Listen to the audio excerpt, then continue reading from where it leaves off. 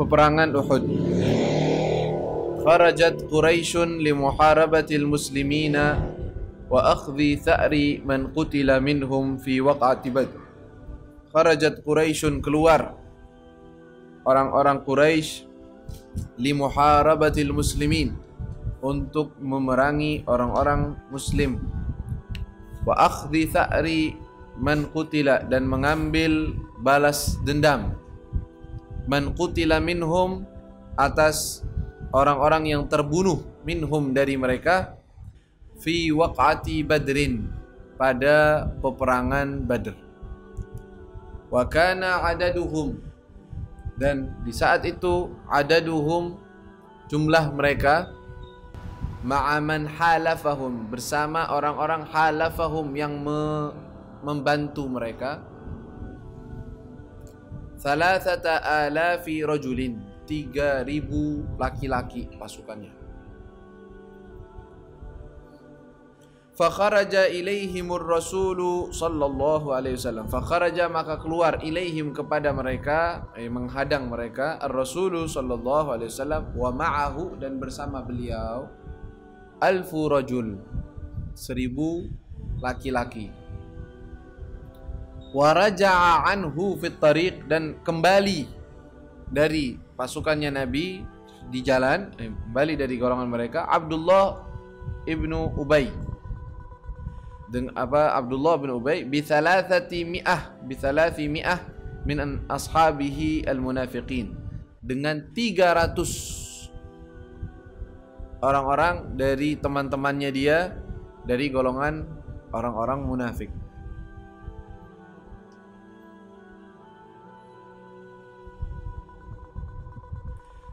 Walamma wasala ar-rasulu sallallahu alaihi wasallam jabal Uhud, walamma, dan ketika, wasala, sampai, ar-rasul sallallahu alaihi wasallam jabal Uhud, gunung Uhud, amara 50 rajulan, memerintahkan, Rasul memerintahkan 50, kepada 50 rajulan, laki-laki, minar rumah, dari orang-orang yang pemanah, dari pemanah, golongan orang pemanah, bit tahassuni fil jabal, untuk menjaga di gunung atau suatu bukit. Wa qala lahum, dan Rasulullah berkata kepada mereka, la tatrukul jabal, janganlah kalian meninggalkan gunung ini, sawaun, mau kita, ataupun apapun, intasarna, mau kita menang, au kusirna, atau kita kalah.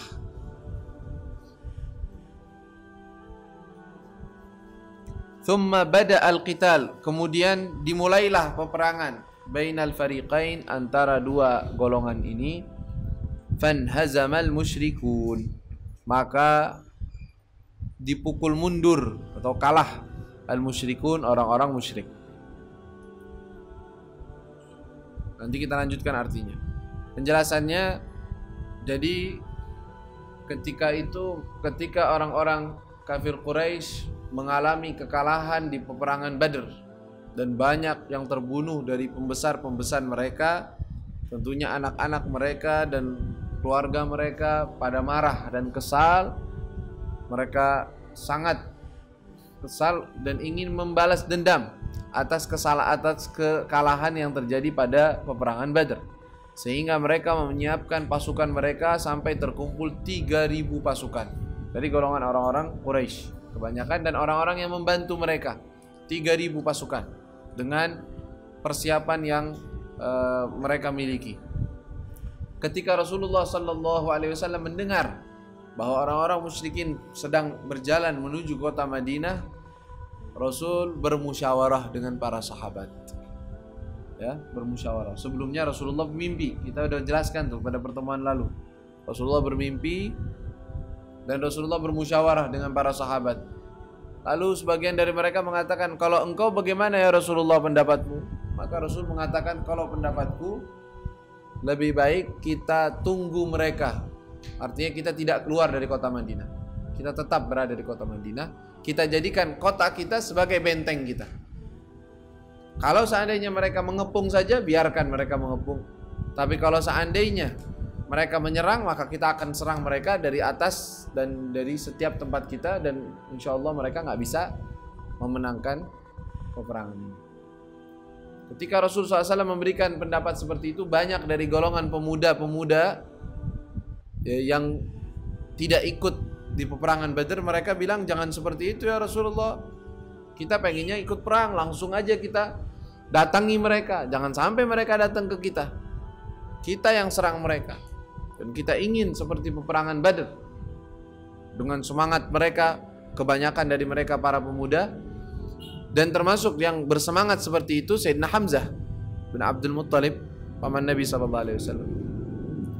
Lalu ketika Rasulullah SAW melihat pendapat mereka seperti itu, kata Rasulullah, ya sudah, kita ikuti pendapat orang yang mayoritas, yang mau seperti itu, ya sudah, kita bismillah, kita akan jalan. Rasulullah masuk ke rumah, baru terjadi perselisihan antara mereka sendiri. Bilang kemarin Rasulullah ngasih pendapat, kalian malah ganti pendapat dengan pendapat kalian, sehingga kalian memaksakan Rasulullah ikut dengan pendapat kalian. Terus gimana ini? Akhirnya mereka nyesel. Sebagian dari mereka datang lagi kepada Rasulullah, dan Rasulullah sudah pakai baju perang, sudah siap. Rasulullah keluar, kata mereka, ya Rasulullah, sudah, kita ikut pendapatmu saja, terserah, gak usah kita keluar juga gak apa-apa. Kata Rasulullah, kalau sekarang sudah gak bisa. Seorang nabi, maka nali nabiyin idza labisa lamatahu illa an yakhruja hatta yaqdiyallahu bainahu wa baina aduwwi. Tidak ada seorang nabi kecuali kalau sudah menggunakan pakaian perangnya untuk keluar, sudah diniatkan, sudah harus keluar. Maka kata Rasulullah sallallahu alaihi wasallam kepada mereka, ikuti perintahku, insyaallah kemenangan akan ada pada kita. Jadi kejadian ini ya intinya banyak pelajaran tentunya di situ. Mereka keluar. Nah, termasuk orang yang sependapat dengan Nabi Muhammad di saat itu adalah Abdullah bin Ubay. Abdullah bin Ubay termasuk orang munafik. Itu sudah nas, ya, sudah jelas dari Nabi SAW, dan orang-orang sudah tahu. Bahkan dia sebagai pemimpin dari kaum munafikin yang ada orang dari golongannya. Yaitu Abdullah bin Ubay adalah tadinya pembesar di kota Madinah. Seorang yang tadinya hampir akan dilantik sebagai raja, pemimpin yang mutlak antara kaum Aus dan Khazraj. Ternyata datang Nabi Muhammad SAW, mereka menyanjung Nabi, beriman kepada Nabi, semuanya beriman kepada Rasulullah. Dia kehabisan dan kehilangan kekuasaannya, merasa berat hati, tapi dia nggak bisa ngelawan. Akhirnya gimana? Ya udah, ikutin arus aja, kata dia. Tapi dia tidak suka, dan menunjukkan ketidaksukaannya terhadap Rasulullah SAW dengan beberapa kejadian. Salah satunya kejadian di Uhud. Dia sebagai pemimpinnya mengatakan, saya ikut. Nah, seperti itu pendapat. Nggak usah pergi, nggak usah keluar, kita di sini aja. Ternyata ketika Rasulullah keluar, ya dia terpaksa mau nggak mau udah keluar dengan bersama teman-teman dan kawan-kawannya. Ternyata ketika dia keluar dan Rasulullah sudah keluar dengan 1000 pasukan, 300 dari mereka bersama Abdullah bin Ubay bilang nggak jadi kita ikut. Kenapa? Nabi Muhammad ngikutinnya pendapat pemuda-pemuda, sedangkan kami orang-orang yang tua yang ini nggak didengerin omongannya. Malah dia ikuti pendapat anak muda. Kita nggak mau ikut. Kita nggak mau andil dalam peperangan ini. Kita pulang. Dia kembali dengan 300 orang, dipengaruhin. Mungkin gak semuanya munafik, tetapi terpengaruh dari ucapan dan omongannya. Akhirnya ikut. Setelah itu Rasulullah SAW jalan dengan 700 pasukannya dengan para sahabat. Lalu Rasulullah sampai kepada Uhud. Uhud ada gunung dekat dari kota Madinah, yang dipuji oleh Nabi SAW. Jabalun yuhibbuna wa nuhibbu. Uhud adalah gunung yang mencintai kami dan kami cinta kepadanya. Nah, di Uhud Rasul sallallahu alaihi wasallam membuat strategi, yaitu meletakkan 50 orang dari ahli panah yang memegang panah dipimpin oleh seseorang sebagai bagian belakang pasukan Rasulullah SAW. Artinya jangan sampai mereka menyerang dari bagian belakang, karena jumlah mereka banyak. Kalau mereka menyerang dari belakang bisa kacar-kacir pasukannya, maka dijaga dari belakang. Ya, mereka siap panah. Jadi siapa aja orang datang dari sisi yang lainnya, dia langsung panah. Mereka nggak bisa gerak jadinya. Jadi musuh hanya datang dari satu arah aja. Tak datang dari dua arah atau dari arah yang lain. Rasulullah sudah atur, kata Rasulullah mewasiati mereka, jangan kalian turun dari sini. Mau kalian lihat kami menang atau kami kalah. Bahkan kalau seandainya kami diambilin sama burung, artinya sudah kalah dan jasad kita diambil sama burung, jangan kalian pindah dari tempat ini. Lihat, Rasulullah udah wanti-wanti.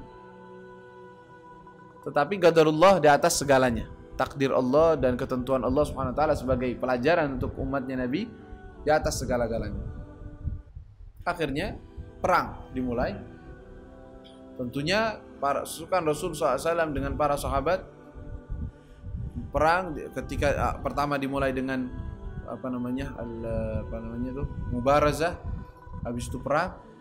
Ketika perang mulai pasukan muslimin memenangkan, artinya lebih kuat dari orang-orang musyrikin, sampai mereka terpukul mundur, kocar-kacir mereka, sampai dikatakan dalam suatu riwayat sampai mereka terlihat betis-betis mereka untuk mengangkat kain mereka untuk lari terbirit-birit. Bahkan dari belakang kaum wanita dari mereka ada yang pakai itu lari semuanya. Ketika mereka lari, sudah berarti menang kan? Kalau sudah musuh mundur, berarti kan menang. Mulai para sahabat mengambil rampasan perang, yang jatuh-jatuh baju perang atau pedang atau dikumpulin. Nah, dari pasukan yang berada di belakang atau di tempat gunung atau bukit kecil itu, Jabalur Rumah, mereka kebanyakan dari mereka bilang, kita menang. Ngapain kita di sini? Mendingan kita ikut andil dalam mengumpulkan rampasan perang. Kemenangan sudah depan kita, ayo kita turun. Tergoda. Kata Allah SWT dalam Al-Quran menceritakan itu, minkum man yuridud dunya wa minkum man yuridul akhirah. Ada sebagian dari kalian menginginkan dunia dan ada sebagian. Tapi apa? Semuanya sudah mendapat maaf dari Allah SWT. Walaqad afa ankum. Allah sudah maafkan mereka. Jadi jangan sembarangan kita. Sama sahabat Nabi sudah dapat label dari Allah, Allah memaafkan mereka karena kesalahan tersebut. Nah, ketika mereka asaitumur rasulah mimba, ketika mereka melanggar perintah Nabi SAW, akibatnya bahaya dan fatal. Ketika mereka turun, pemimpinnya bilang jangan turun. Perintah Rasulullah untuk kita tidak boleh turun. Kata mereka, sudah menang, kemenangan depan mata kita. Kenapa kita nggak turun? Nggak masalah, nggak bakal terjadi apa-apa. Turun mereka. Hanya tersisa belasan orang. Dari 50 orang, sisanya belasan. Ketika mereka turun, nah, pasukan dari musyrikin, ada orang-orang yang pasukan berkuda yang mereka memang dari samping menunggu. Ketika pasukan mereka terpukul mundur, mereka mundur, tetapi mereka menyamping. Ketika itu Khalid bin Walid melihat, belakang mereka kosong. Gunung yang menjaga mereka sehingga kita nggak bisa masuk dari belakang itu sekarang kosong. Ini kesempatan. Dia pimpin pasukannya yang dia punya berkuda untuk memutar dari arah belakang. Dan benar, datang dari belakang. Sisa berapa orang aja dengan mudah dikalahkan. Dari situ mereka menuju dan menyerang pasukan Rasulullah dari belakangnya. Terjadi kocar-kacir saat itu. Ya, kalau orang diserang dari belakang, gimana mau lihat musuh mana, temannya mana? Nggak bisa tahu. Nah, di saat itu banyak yang berhamburan. Ada yang ke sana, ada yang ke sini. Ada yang lari sendiri, ada yang bingung mau kemana. Ada yang bersama Rasulullah SAW menjaga Rasulullah SAW di sekitar Rasulullah dan menjaga beliau. Dan di saat itu Sayyidina Mus'ab bin Umair, ya, termasuk sahabat yang tidak mundur dan berperang di saat itu, dikira Mus'ab bin Umair dikira itu Rasulullah SAW karena ada kemiripan dari mata beliau ketika dia menggunakan helm perang, helm punya tameng perang, itu dia matanya mirip dengan mata Nabi SAW. Sehingga orang yang memukulnya, dia memukul Mus'ab bin Umair dan dia menyangka Rasulullah. Diteriakkan, mata Muhammad. Para sahabat dengar mata Muhammad, bingung. Gimana ini? Kef, Rasulullah meninggal. Terus kita kemana? Kita mau apa? Bingung semua. Tambah kocar-kacir. Gak ada yang tahu ini mau ke kanan, mau ke kiri, mau kemana. Nah, di saat kejadian seperti itu, turun amanah. Kata Allah SWT, turunkan sakinah. Baru Rasulullah SAW memanggil para sahabat. Panggil para sahabat. Kasih tahu Rasulullah masih hidup. Nah, di saat itu yang diincar memang Rasulullah SAW. Ya. Dan para sahabat ada yang menjaga Nabi SAW di sekelilingnya. Dan Rasulullah terpukul. Karena Rasulullah dikelilingin oleh sahabat, itu mereka sempat memukul dengan pedang mereka, dengan senjata-senjata mereka, sampai Rasulullah terluka di saat itu. Ketika itu sampai mereka terpukul mundur dan Rasulullah memanggil para sahabat. Panggil mereka semua. Beritahukan Rasulullah masih hidup dan Rasulullah ada di sini. Panggil sehingga mereka kembali pada posisi mereka, bisa memukul, bisa memperbaiki situasi, mundur mereka dengan Nabi Muhammad SAW sampai ke belakang, sampai mereka sudah terpisah dari peperangan. Tetapi sudah banyak yang mati, ya, banyak, dan hampir semua yang hadir terluka di saat itu. Hampir semua kena tebasan pedang atau yang lain. Dan ada 70 sahabat yang meninggal di saat itu, termasuknya Sayyidina Hamzah. Ketika itu Wahsy, ya, seorang budak sahaya punya seorang musyrikin di saat itu, disewa untuk membunuh khusus Sayyidina Hamzah. Dia biasanya nggak ikut perang, tapi saat itu disewa karena dia ahli tombak. Dia tepat dalam memberikan dan dalam melempar tombaknya, dia bilang, ini dibunuh, engkau bisa membunuh Hamzah, engkau bisa merdeka. Ya. Akhirnya dia membunuh Sayyidina Hamzah. Ketika dia lihat keadaan bisa, ya, orang musyrikin, dia cari tuh Hamzah mana dia, orang cari sampai dia dapatin dari belakang dia tombak, bukan dari depannya. Takut dia, dari belakangnya ditombak, sudah mati, tinggal, dan ditunjukkan bahwa dia yang membunuhnya, sehingga dia mendapatkan bisa merdeka. Setelah itu Rasulullah SAW sudah berada di posisinya, dan Rasulullah memegang darah yang turun dari Nabi SAW. Beliau menahannya dan mengelapnya. Kata Nabi SAW, tidak akan selamat suatu kaum yang membuat luka Nabi mereka. Kata sahabat, ya Rasulullah, ud'u alaihim, doakan mereka ya Rasulullah, laknat mereka biar hancur binasa. Kata Rasulullah, inni lam ub'ats la'an, wala tidak. Kata Rasulullah, enggak usah, saya enggak mau doakan laknat untuk mereka. Biar Allahumma hdi qaumi fa innahum la ya'lamun. Ya Allah, berikan hidayah kepada kaum. Sehingga Rasulullah ketika orang-orang musyrikin sudah berada di posisi mereka, dengan senangnya Abu Sufyan berteriak, apakah Muhammad ada? Ternyata, ya, Muhammad ada dan sehat, enggak ada apa-apa. Hidup ternyata. Ya, ini satu hari sama seperti hari Badr, kata. Ini balasannya. Yaum Badr, kata Nabi SAW, berjawab dia, bilangin, tidak sama. Qatlana fil jannah wa qatlakum fil nar. Yang terbunuh dari kami masuknya surga, kalau terbunuh dari kalian masuknya neraka. Beda. Lalu dia memuji-muji Tuhan mereka. Dia nyebutin Tuhan mereka, Qulu Allahu maulana wala maula lakum. Allah Tuhan kami dan penolong kami, dan tidak ada penolong untuk kalian. Katanya Abu Sufyan nantangin, katanya, sudah, nanti kita ketemu lagi dalam di tempat Badr. Bikin perjanjian mau merangin di peperangan Badr. Ya. Kata Rasulullah, siap. Bilangin ke dia, siap kita siap untuk. Akhirnya pas pulang Abu Sufyan bilang, kita menang apa enggak sih, katanya. Tapi Muhammad enggak terbunuh. Tujuan kita enggak dapat. Buat apa? Tujuan kita kan pengennya dia. Kalau dia masih hidup, ya sama aja, katanya. Enggak ada gini. Yang penting kita udah bisa balas dendam. Ya, kata mereka. Tapi subhanallah, ini pelajaran Allah Subhanahu wa taala turunkan. Lihat, satu kesalahan saja, tidak mengikuti apa arahan dari Nabi SAW, maka terjadi suatu fatal, kesalahan yang fatal. Dan itu semua ada hikmah dari Allah Subhanahu wa taala, pelajaran untuk mereka, sehingga setelah itu para sahabat gak pernah ada yang berani melanggar apa yang disebut oleh Nabi SAW. Apa yang dibilang Rasulullah, ini jalan. Nggak ada yang berani ngerubah satu ucapan pun dari apa yang diarahkan oleh Nabi SAW.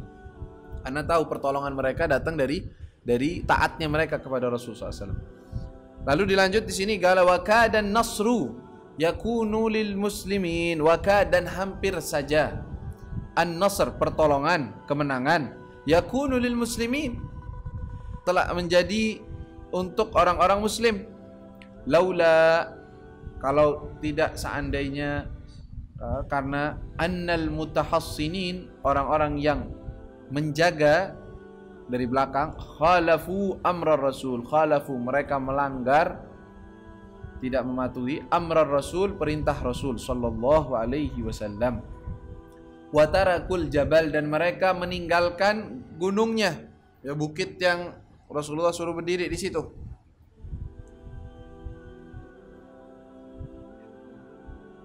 Washtaghalu, dan mereka sibuk bin nahbi wassalb, bin nahab dengan mengambil harta, nahab, wassalb juga sama artinya, mengambil harta. Hinama, ketika mereka ra'au, melihat intisaral muslimin, kemenangan orang-orang muslim. Falamma ra'a, ketika melihat Khalid ibn al-Walid, Khalid ibn al-Walid di saat itu belum memeluk Islam, karena beliau memeluk Islam setelah sebelum Fathu Makkah, setelah Sulhul Hudaybiyah. Sebelum Fathu Makkah dia memeluk Islam. Di saat itu masih tahun keberapa ini? Tahun ketiga. Baik. Khalian ketika melihat Khalid ibn al-Walid, khalian minar rumah, al-jabala, gunung. Bukit yang kecil itu tadi, yang bukit yang dijaga, khalian, kosong, minar rumah, dari orang-orang ahli panah. Hamala alal muslimin, dia menyerang, hamal alal muslimin, terhadap orang-orang muslimin, artinya dia menyerang orang-orang muslimin, min khalfihim, dari belakang mereka. Hamlatan syadidah, serangan yang keras. Hattan hazama akfaruhum, sampai terpukul atau terpukul kalah, inhazam, akfaruhum, kebanyakan dari mereka.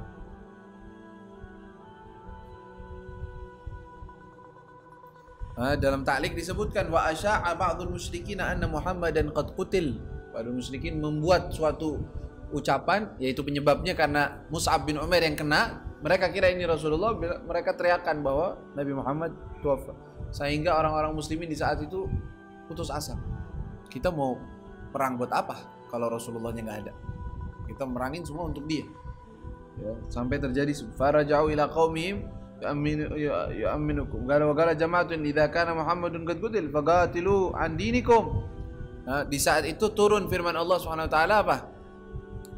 Ma kana Muhammadun aba ahadin min rijalikum walakin Rasulullah qadaman nabiy wa ma Muhammadun illa rasulun qad khalat min qablihi rusul afa in mata au qutila qalabtum ala aqabikum. Karena sebagian dari mereka, udah deh kita pulang aja, balik aja ke agama kita yang dulu. Ada yang gini, ada yang, maksudnya bingung, saking bingungnya kita mikir apa. Turun firman Allah, wa ma Muhammadun illa kan? Wa ma kana Muhammadun wa ma Muhammadun illa rasulun. Tidaklah Muhammad kecuali adalah seorang rasul. Afa in mata, manusia tetapi Rasulullah. Afa in qutila, afa in mata, apakah kalau dia meninggal, au qutil, atau dia terbunuh, inqalabtum ala aqabikum, kalian akan kembali dari sisi belakang kalian, artinya kalian akan kembali dari agama kalian. Waman yanqalib ala aqibih falan yadurullah syai'an. Dan siapa orang yang kembali, dia kembali terhadap agamanya, tidak akan mempengaruhi kepada Allah Subhanahu wa taala. Artinya apa? Bisa saja mati. Ya, bisa aja, bukan mustahil kata Allah Subhanahu wa taala. Tetapi Allah Subhanahu wa taala menjaga Nabi Muhammad SAW. Artinya pelajaran. Lalu ketika orang-orang pulang tentang apa yang terjadi kepada orang-orang musyrik, orang muslimin, orang-orang munafikin dan orang-orang Yahudi bilang apa? Laukanu indana ma matu wa ma qutilu. Lihat orang-orang, kalau seandainya mereka nggak pergi kan nggak bakalan mati. Ini penyakit. Kata Allah Subhanahu wa taala, "Fadra'u an anfusikumul maut." Dari mana kalian tahu? Siapapun juga bisa mati dimanapun dia berada kalau sudah waktunya untuk mati. Wa inna fi hadhil ghazwa la darsan minha yu'allimuna natijat mukhalafati Rasulullah sallallahu alaihi wasallam wa an takuna a'maluna khalisatan lillah. Bidzalika wa laqad sadaqakumullahu wa'dah la tahsunahum bi'idni hatta idza fashiltum wa tanaza'tum fil amri wa 'asaytum min ba'di ma ra'akum ma tuhibbun minkum may yuridu dunya wa minkum may yuridu al-akhirah thumma sarafakum anhum liyabtaliyakum wa laqad 'afa 'ankum, kata Allah Subhanahu wa taala. Ketika Allah ceritakan tuh kejadian tuh kalian ketika kalian melanggar perintah Nabi dan kalian sudah melihat kemenangan yang kalian inginkan, dan sebagian dari kalian ada yang menginginkan dunia dan akhirat, ada yang begini-begini, kata Allah Subhanahu wa taala, semua ini sebagai ujian untuk kalian, walaqad afa ankum, dan Allah sudah memaafkan kalian. Ya. Wallahu dzu fadlin 'alal mu'minin. Dan Allah Subhanahu wa taala memiliki anugerah terhadap orang-orang mukmin. Jadi dan di saat itu akan diceritakan nanti tentang thabatun Nabi sallallahu alaihi wasallam, bahwa Rasulullah tetap tabah di saat kejadian yang berat seperti itu diserang, tidak kabur dan tidak pergi. Rasul dengan beberapa para sahabat yang menjaga Nabi SAW secara dekat, menjaga Rasul sehingga tidak lari dan tidak kabur dari keadaan tersebut.